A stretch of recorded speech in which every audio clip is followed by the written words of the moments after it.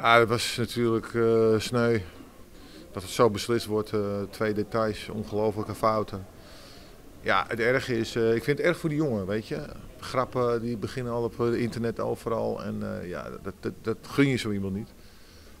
Vervelend. Het gekke was dat mijn zoon het al voorspelde en ik moet hem gelijk geven. Dat die keeper de fouten zou gaan? Ja, dat had hij al gezegd, dus ja, nou, dan wist hij meer dan ik.